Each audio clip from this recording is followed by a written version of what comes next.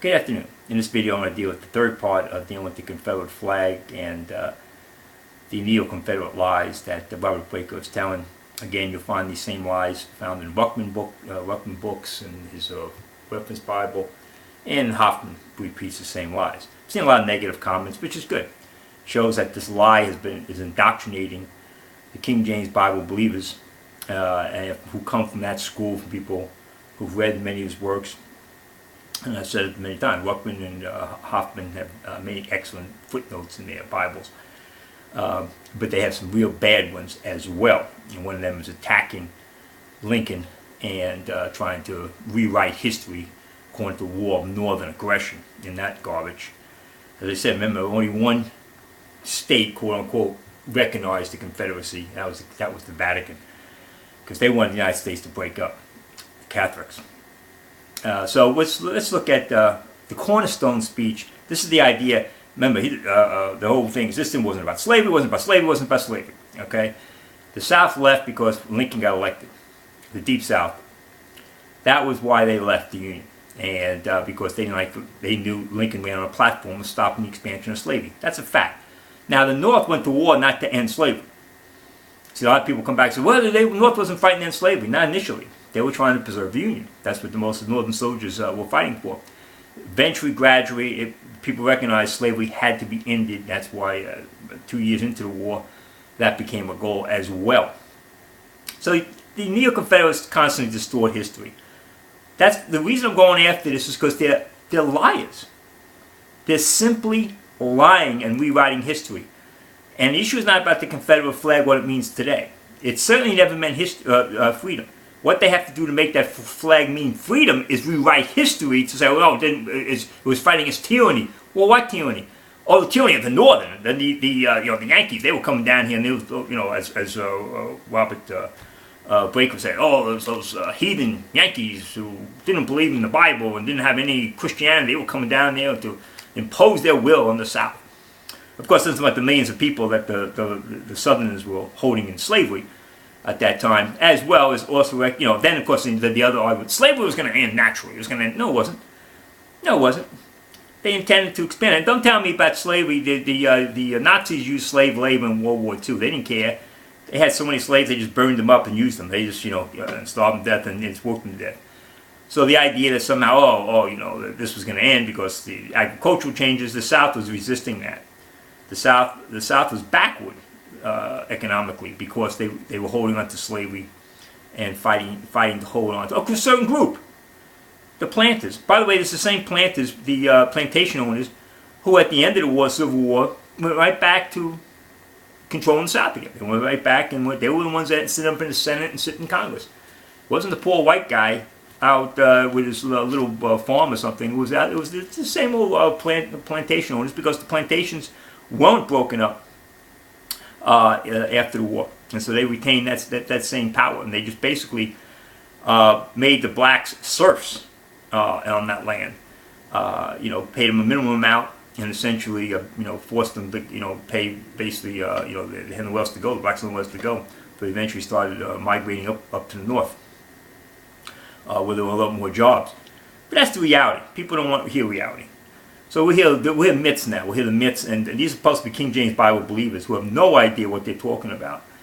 They listen to people they want to hear and want to believe what they want to believe. And so I'm getting comments in there say, yeah, you know what we're talking about, this, that. Now, one proof. Give me a citation from a legitimate source of what you're talking about. I got one guy in there says the Southern armies were integrated. The South didn't start using blacks at the end of the war, and they were desperate. They weren't using blacks in their armies. The North had black units who fought very well. By the way, you see that in the movie Glory, represented that very well. But they had white officers, and of course, one big issue with them was they were not paid the same as white soldiers, which was an injustice. But the fact of the matter is that this concept that the blacks were using, what the Southerners were using the blacks for was what they thought were good for, labor, digging ditches and things like that, battlements and fortifications. But this needs to be said, this needs to be fought over. I have no problem, people not liking what they hear. because they're just not coming back on any facts. You're going to see here, I'm going to read the Cornerstone Speech here. This is Alexander Stephens, who was the Vice President of the Confederacy, saying exactly what this war was based on. War was based on starting a country going against what America was formed on, which was all men were created equal. This was the idea, according to Stephens, saying we're going to start a scientific method that the black is inferior to the white, and therefore they should be enslaved. That was what the basis of the South, the Confederacy, was based on. You can't deny it. But after the war, there was a massive propaganda effort by the South to rewrite history, to make themselves the good guys. And what happens now is anybody who has, these people are totally absorbed in these genealogy, and they had their great-great-grandfather fought in the Civil War, so they didn't want to think that their great-great-grandfather fought on the wrong side. So they got to make up a whole myth. And he was fighting against you. And I don't know his motives were fighting what he thought he was fighting for. But the flag, the Confederate flag, was standing for something. Was standing for maintaining slavery. You guys can come in all you want. So this, but no, they were going to end slavery. They were going to get rid of it. They were going to do this. They were going to do that. No, they left the Union. They left the Union because they didn't like Lincoln's election. Lincoln had run on the platform of stopping the expansion of slavery, not even ending slavery where they were, because he said he meant it was constitutional. And actually, he said he'd actually defend the Fugitive Slave Act because it was constitutional, which that made him popular with a lot of abolitionists, Republicans, by the way. So, we're doing, King James Bible believers are supposed to deal with facts, deal with reality. We do what the Bible says. We don't make up myths to support anything. And that's the idea. That's why we love the King James Bible. We have absolute pure truth. You don't have to make up things. That's all you guys coming in here. Yeah, put something down there with a fact. Put something down there that can say, it wasn't about slavery, and don't. It's Neo-Confederates twisted all the time. No, those Yankees, they were fighting to preserve the Union. They weren't fighting. Yeah, that's right, in the beginning. But the South started the war over stopping the North from stopping the expansion of slavery. Let me read here again. Start off here. This is the Cornerstone Speech. I'll link it to it. This is the Vice President of the Confederacy. He says here Stephen's speech declared that disagreements over the enslavement of Africans was the immediate cause of secession, that the Confederate Constitution had resolved such issues. Remember, I read from the Confederate Constitution where they put in the words Negro slavery. So this is an issue. The King James Bible. Slavery. It's part of the Bible. No, this was Negro slavery. They weren't putting whites under slavery. The new Constitution has put at rest forever all the agitating questions relating to our peculiar institutions, African slavery as it exists among us, the proper status of the Negro in our form of civilization. This was the immediate cause of the late rupture and present revolution. Jefferson in his forecast had anticipated this as the rock upon which the old Union would split. That was the problem in the Constitution. It allowed slavery, and as Lincoln said, a house divided cannot stand. According to the Bible, of course. He was right. What was conjecture with him is now realized fact. But whether we fully comprehend the great truth upon which that rock stood and stands may be doubted.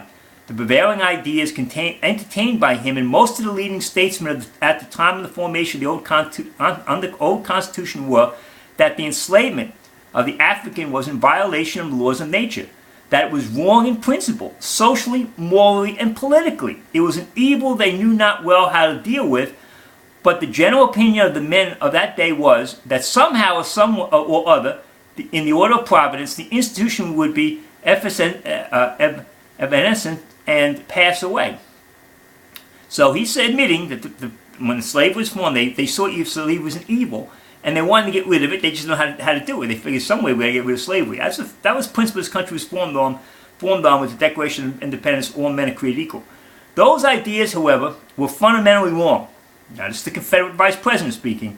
They rested upon the assumption of the equality of races. See that? He doesn't believe in equality of races. This was an error. It was a sandy foundation, and the idea of a government built upon it. When the storm came and the wind blew, it fell. In other words, you're saying the Declaration of Independence was wrong, which is what the Dred Scott decision was saying.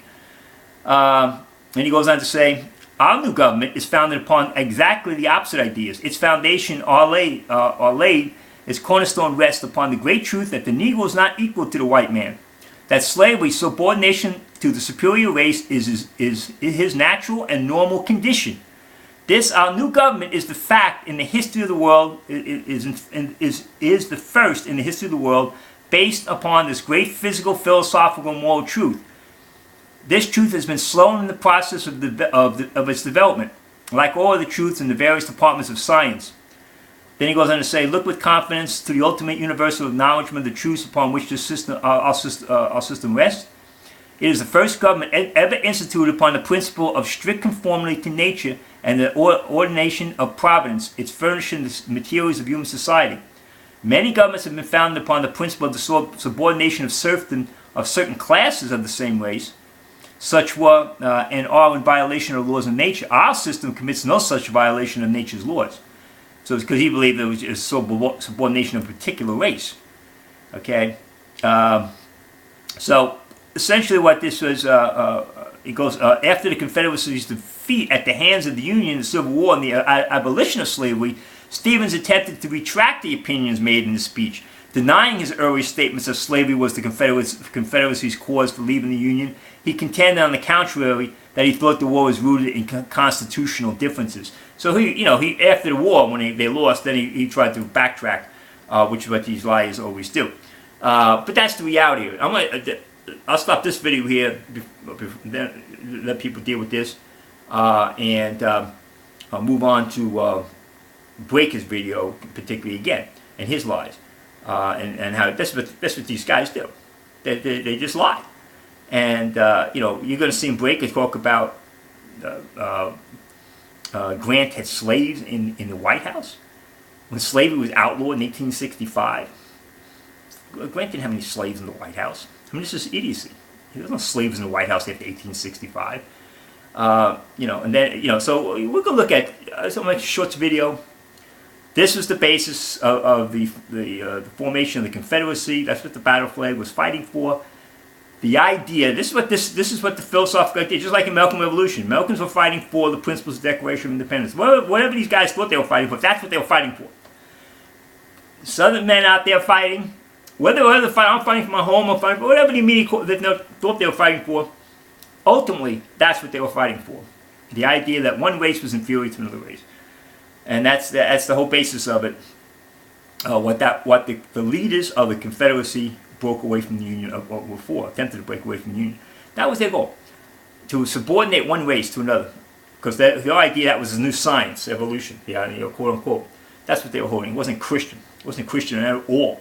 And the idea, well, Christian, we have this, the thing of David, Andrew. But I'm hitting this name because I want people to see this. Like people come from the background, from the Ruckman wing, Hoffman wing. They make this stuff up. You can't change history. You can't rewrite the truth. No matter how the left hates the flag, that the Confederate flag, you do it because they know who likes it, and that's why they do it. But the basis is you can't change the meaning of what the flag stood for. That flag stood for. This country only has one flag.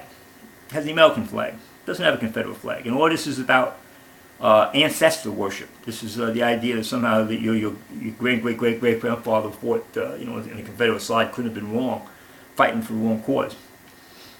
Well, he could have been. He was. He was wrong. Those guys on the Confederate side were fighting for the wrong cause. It's as simple as that. They're wrong. No matter, they were heroic and they were noble in the sense that they thought they were doing the right thing. No one questions that.